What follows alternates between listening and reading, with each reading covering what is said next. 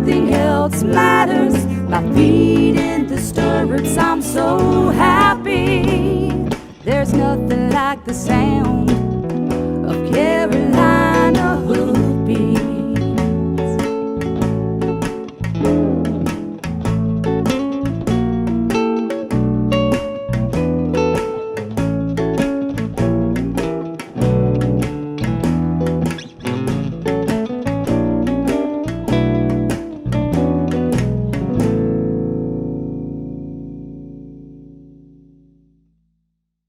We're here at Jerry King Cutting Horses today in Parkton, North Carolina, and Jerry's taken a little bit of time out of his busy schedule to teach us about the art of cutting a cow with a horse. It's poetry in motion to watch a man and a horse work together as a team. So stay tuned and I hope you enjoy the show. Cutting at a show, we have 2.5 minutes to do what we're going to do. In a cutting situation, we work square. We have 2 people holding the herd where they're still. We have 2 people that moves the cow out in front of us. At home, when we're turning the horses to make our cows last longer, we put our cows in the middle of the pen versus on the side.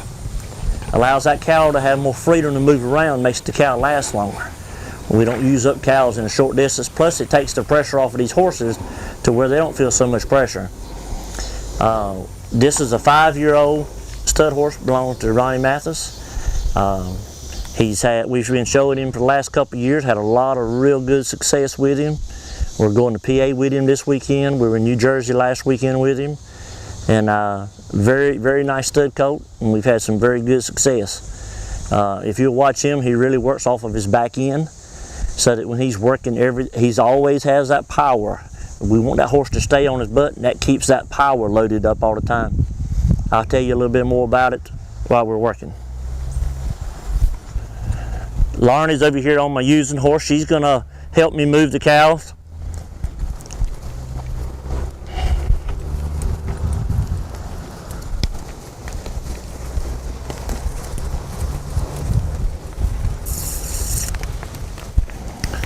We go in and we pick which cow we want.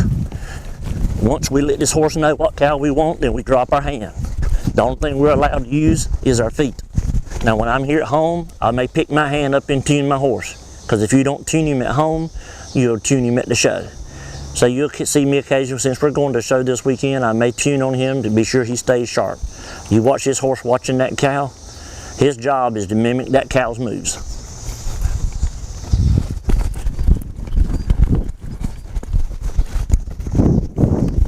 You watch him when he stops, how he sits on that butt. He waits for that cow before he turns around. He's always on his butt. So he waits on that cow. So he gets drawing back. That cow's thinking, he's like, okay, I'm backing up here, I'm ready for you.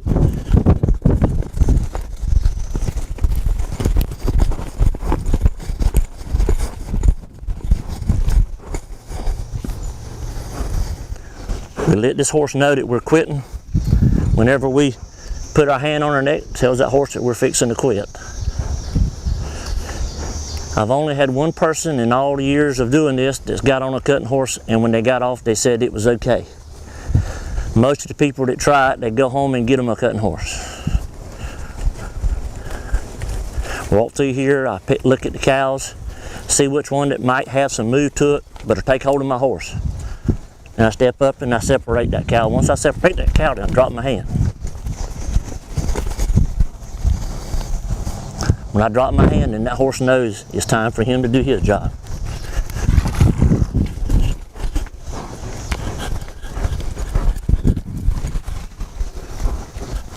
This is one of them times where I kind of check his brakes, be sure he's always coming back to me. I want my horses to wait on me, only go when I mash them in defeat.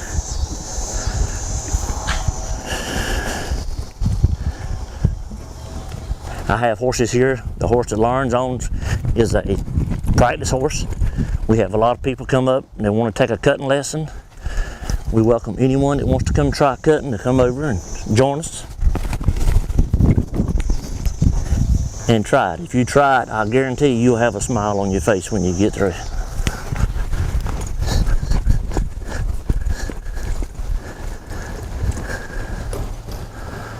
The key to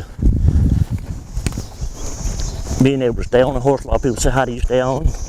If you want to stay on, the best way to do it is always keep your eye on that cow no matter what. See that horse draw back?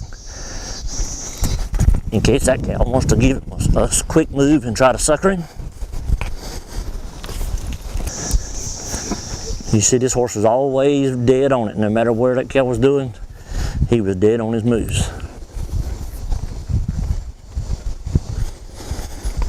At the shows we have 2.5 minutes. We have to cut 2 cows. You can cut 3 cows if you want to out of cutting, but you have to cut 2 cows without being penalized. If you're at a show, you can't move your hand at a show. If you do, you get penalized. You can kick him all you want between the cinches. That's called my ground. I can do whatever I want to do between the 2 cinches. So these horses are supposed to stop, and turn around, and then when they turn around, they wait on me to drive them back across that cow. And they're supposed to mimic that cow's move, whatever that cow does. It was funny the other day, I was working one out here, and Lauren and I was talking about him mimicking, and the cow reached around and there was a fly on his shoulder. It reached around and bit at his shoulder, licked his shoulder. The horse did the very same thing. It was a coincidence that it both happened at the same time, but it looked like he was exactly mimicking that cow's moves exactly. This is another 5-year-old, half brother to the one that I just worked. He belongs to Sherry Millis. We've been showing him some and had some good luck, a lot of good luck on him too. And they're both half brothers to each other. You'll see 2 different style horses work. This horse has more reach and cover to ground, a little less stop, more reach and cover, just 2 totally different type horses. Both very nice to show.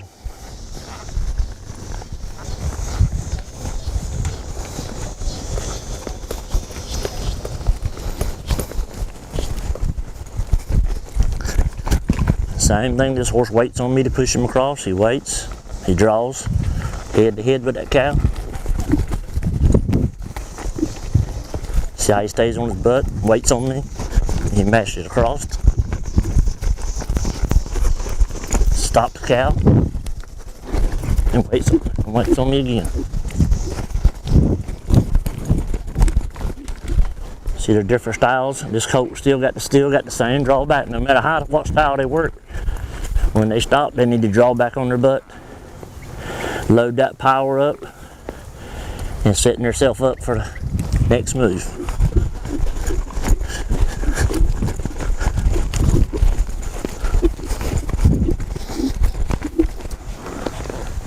There's no better feeling than a horse drawing backwards when you're working the cow. At least you know he's thinking about you and working. Always got that power loaded up.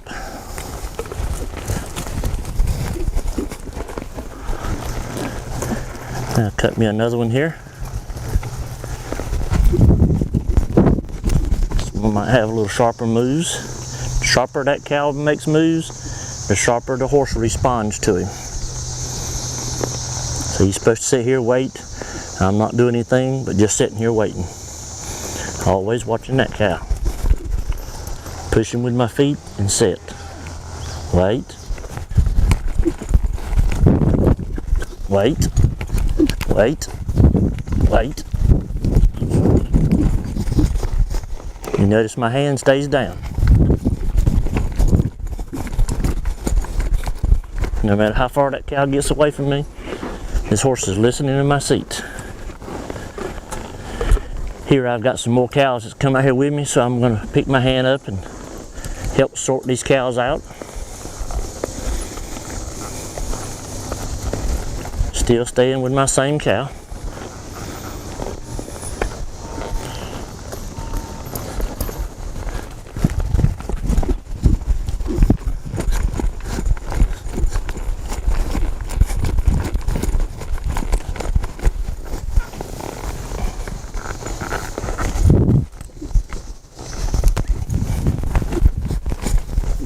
No matter what's going on behind me, this horse is supposed to pay attention on what we're doing here.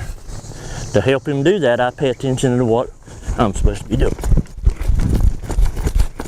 That way I don't give him any vibes or feelings that he's not supposed to be feeling.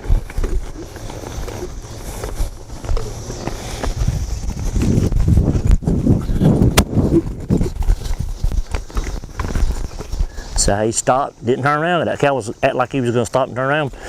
He didn't trick this horse though.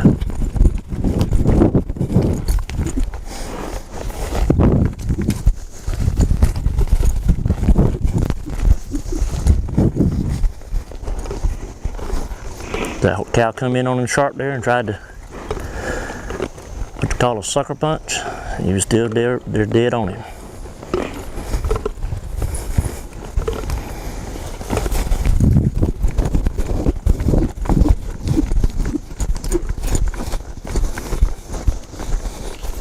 Okay. I put my hand down on the neck. He knows I'm through with that cow. That's what we're looking for. We're here at Jerry King's today learning all about cutting horses. Stay tuned because there's more Carolina Hoofbeats when we come back.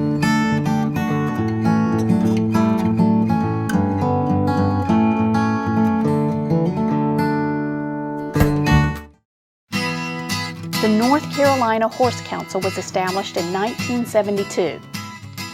We are a nonprofit organization that puts every dollar received back into supporting and working for our members. We are a volunteer organization that is supported by people just like you, with passion and energy. Hi, I'm Sue Gray, Executive Director of the North Carolina Horse Council, and I'd like to share with you today a few reasons of why I would like you to join us. We are your voice. We work on rules and regulations that help you use and enjoy your horses each and every day. There's power in numbers. We have over 306,000 horses in North Carolina, making us 8th in the nation. We also have over 53,000 households owning horses with multiple owners within those households. And we are a $2 billion industry adding to the economics of the state of North Carolina. Power in numbers. We ask you that we can go and help to protect those privileges as we move forward. But we do more than that. We also do grants and we help to preserve land and protect our trails, and we support youth groups and other equine associations throughout the state. We welcome you to join us and be part of the largest and most active horse council in America.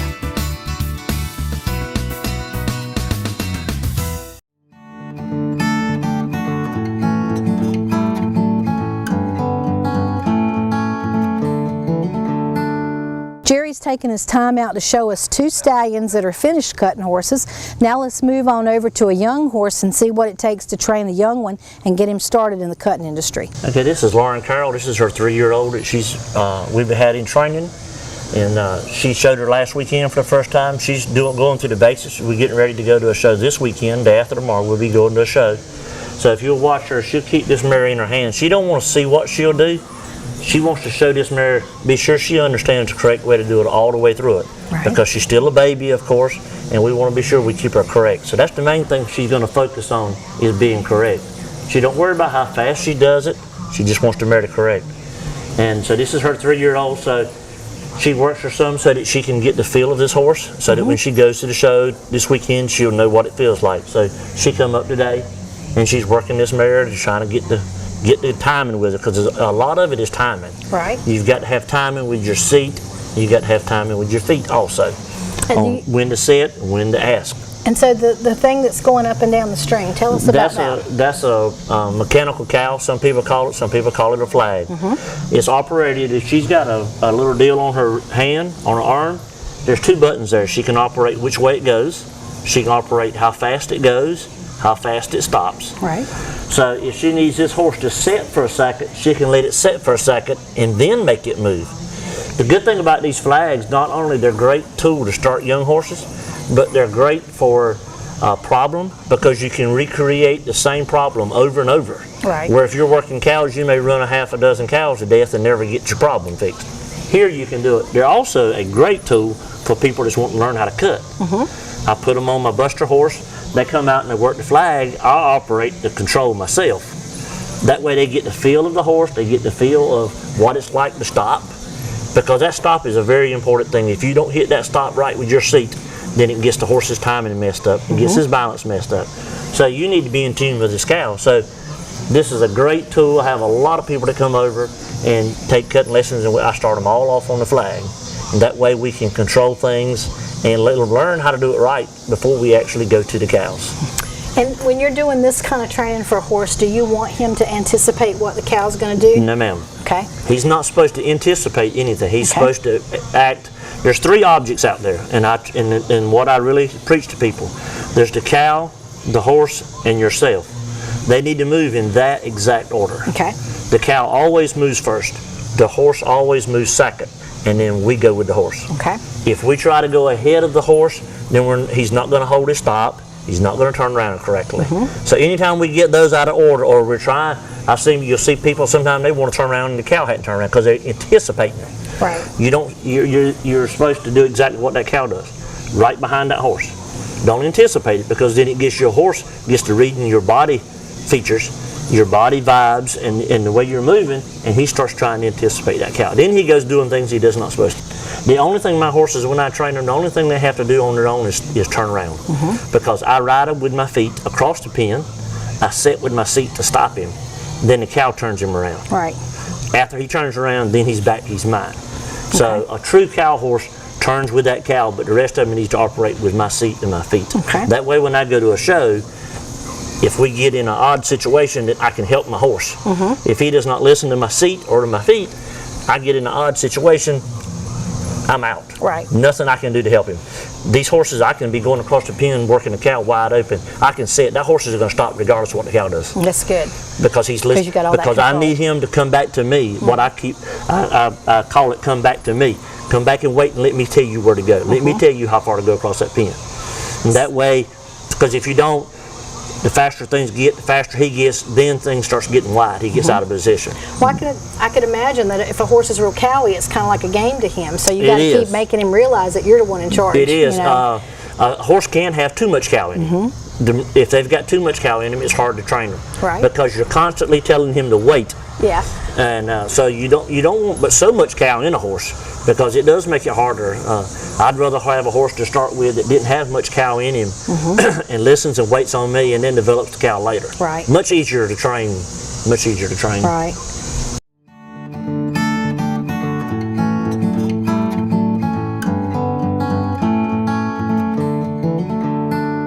As Miss Rodeo Virginia 2012, I had the opportunity to travel the country riding on many different horses and in many different saddles.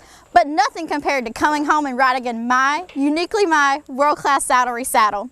From its unique dog flower tooling to the custom stirrups made just for me, the saddle fits me and my horses perfectly. So whether I'm out running barrels or in a parade, the saddle is both durable and beautiful. It can get the job done and still look good while doing it. I look forward to riding in my world-class Saddlery for many years to come. It is my pleasure to welcome you to St. Andrews University in Laurinburg, North Carolina. My name is Carla Wenberg and I'm an instructor and coach here. I'd like to invite you to 300 acres of a world-class equestrian facility. We have a dedicated group of instructors that come from the horse industry. They are award-winning in their own right, that teach private and group lessons. We house about 100 to 130 head of horses during the school year, and we have about 170 students that take our equestrian classes. We'd like for you to come visit our facility.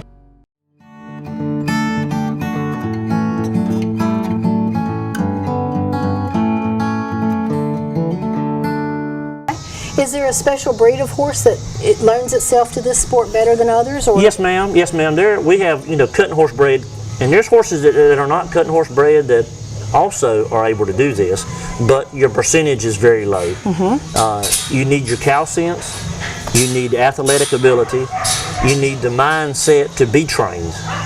So there's several things that are in the mixture of having the right horse. He's got to be athletic enough to do it. You preferably have a smaller horse versus a larger horse. Okay. Your larger horses have a harder time being an athlete and have a harder time making it look good, making it look pretty. Right, because they'd be awkward and lanky. That's right. So you want a horse that's your medium size to small. And there's horses that are bred. Now, just because he's bred to be a cutting horse doesn't mean he's going to make one. Right. There's still percentages of them that have no desire to be a cow horse. So, but there is bloodlines that are specified for cutting. Your biggest percentage of your cow horses are bred a certain way. I know you show paints too, so are most of the horses that make good cutting horses quarter horse bloodlines that are infused with other breeds as well as pure quarter horse? Yes, ma'am. Most of them are. There's some real good paint bred cutting horses these days. They derived from your quarter horses crossing on your paint mares, get in your color, and then over the years they've gotten better paints, and there's some real competitive paints out there. Right. The second stud that I rode is a paint. Right. He has a little white on his side. Right. So you don't see it very much, but I've had very good success with the paint horses. So, but a lot of them do have a certain amount of quarter horse in them also. And what about like Appaloosas and Arabians? Do they make cutting horses if they're quarter horse bred too? Well, your Arabian is hard for an Arabian to do it. Arabians have a lot of cow in them. They have a lot of athletic ability, but they don't have the power that it takes to take off to go catch that cow. That would make sense. So you very, very seldom see an Arabian competing in our cuttings. Okay. Very, very seldom. Very seldom do you see an Appaloosa compete in it. You'll see one occasionally that'll be crossed up that'll do it. It's a majority is quarter horses, and then if you get outside the quarter horses, then you've got to paint is the next step. Okay. About half of the horses that I show are paints, Right. and half of them are quarter horses. And you've got Quarter Horse Congress coming up in the paint world, so Yes, ma'am. are you going to both Yes, of ma'am. those to compete? Yes, ma'am. Yes, And ma'am.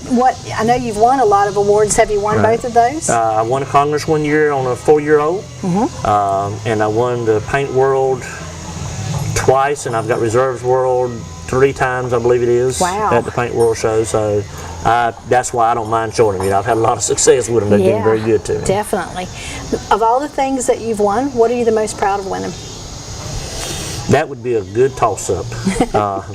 Probably at the one time, it would be a toss-up between the Congress and the Paint World show. Right. The World show. The Congress was a very big deal for me. Very nice quarter horse mare that I showed. But I won the Paint World show 1 year, and then came back years later and won it on a daughter off of the same mare. Oh wow, that's So nice. that was kind of interesting to see the mother and daughter both win in the world. Yeah, So it's certainly a testament to bloodlines. right, Definitely. that's exactly right. That's Definitely. exactly right. And so, now that you've won those things, what are your goals in the future? Is there bigger and better prizes, or do you feel like you've kind of Well, mastered? no, ma'am, I always have goals. I'm not ready for the dirt on me yet. Yep. I know that. So, yeah, I always have goals. There's always shows out there to be won. We have shows all the time to be won. So, my goal is to, no matter what my age is, still be competitive with the young guys. Very good. So that's my biggest goal. Is not what I win. It's just a fact of, no matter what my age is, I'm still being competitive. Right. This sport changes so much year to year, with breeding different horses and different people getting into it. And this is a sport that you have to change annually. You have to change your style of training, change your style of showing, Right. in order to keep up with the program.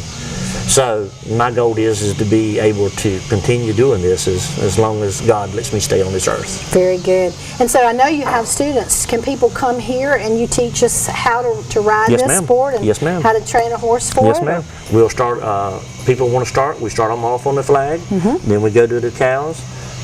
They can bring their own horse, or I have a couple of horses that I supply for people to come and try it and see how they like it. Right. Like I said, only one person that I've ever had try it that said it was okay. I wouldn't let them ride anymore. Right. They wanted to ride it again. I said, no, if you just say it's okay, it's out. You don't have any cow in you. That's right. But I've had a lot of English people, dressage people, hunter jumper people that's come and tried it, and they've ended up switching over and going to cutting. I know you have a big training business too, and I noticed there was a lot of really, really big horses out in your pasture. Right. So Yeah. tell me a little bit about your training. Well, we train, I always say if it's got hair on it, we'll ride it.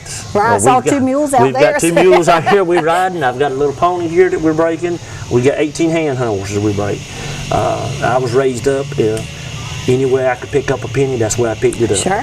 So, Well, good foundation basics is good foundation basics, no that's matter right. how you ride. A broke horse is a broke horse regardless of what you're going to do with him. Right. And the more foundation you put on him, the better he's going to be at whatever event you're going to try him for. So we start a lot of horses for other trainers. dressage trainers, hunter jumper trainers. We get a lot of problem horses in here. When I say problem, I mean horses that other trainers have attempted to start, Right. and for one reason or another they couldn't do it. And we get them shipped in here from Canada. We get them from Arkansas, from Florida, from Maryland, Pennsylvania, from all over. Right. To get them going, because we just have a reputation of no matter what it is, we can get him going. If it's a horse, we can get him riding. Right. There's just so many different methods of training horses until my hard-headedness is I'm going to get this horse going without being a physical deal. Right. I've seen you have a nice, soft, easy way when Right. you handle them and you talk to them. And My theory always has been, instead of trying to operate a 1,200-pound horse, operate the 5-pound brain. Right. That operates the horse. But I've had a lot of success with it. And we get a lot of horses sent from out of our area here to do that. So how can people contact you? You have a website? we have a website, Jerry Okay. King's Training Center. All right. Also have a phone. Okay, and they can get your phone number They off can the get website? the phone number off the Very good. website. There's several links to our Jerry King's cutting horses, Jerry King's Border Collies, Right. King's Border Collies. There's several different ways to get to our link. Okay. But feel free to look us up and check the place out, and have any questions, just give us a call. All right, I want to come back and do a show about your Border Collies later Okay, on. love to, love Because, to. folks, if you've never seen that demonstration done, Jerry will be at the Southern Horse Festival at the Hunt Horse Complex the weekend before Thanksgiving, and it's really a treat. Bring the whole family and watch these cow dogs work, because they're just as amazing as these horses are. Thank you for your time this Thank you, afternoon. I ma'am. really appreciate it. Thank you. Appreciate y'all coming out. Thank you. It's been really interesting watching Jerry King and these animals work together as a team today, while we learn a little bit about the cutting horse industry and a peek inside what all's involved. I hope you've enjoyed the show today, and if you listen, you can hear a little Carolina Hoofbeats in the background. So join us next week for our next adventure. This episode of Carolina Hoofbeats TV was made possible in part by funding received from the North Carolina Horse Council, a North Carolina nonprofit corporation dedicated to representing and furthering the common interest of the entire equine industry in all 100 counties of North Carolina.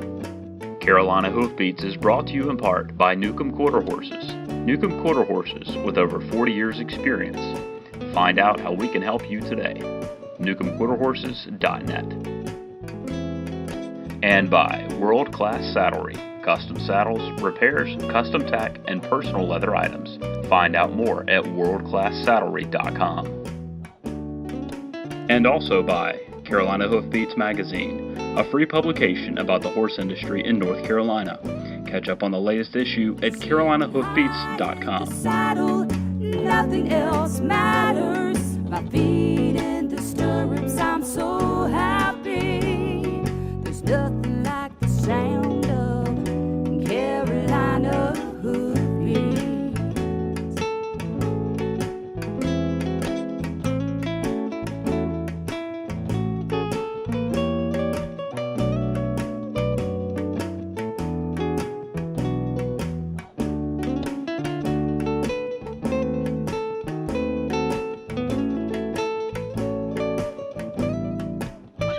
Sitting high in the saddle, nothing else matters. My feet in the stirrups, I'm so happy. There's nothing like the sound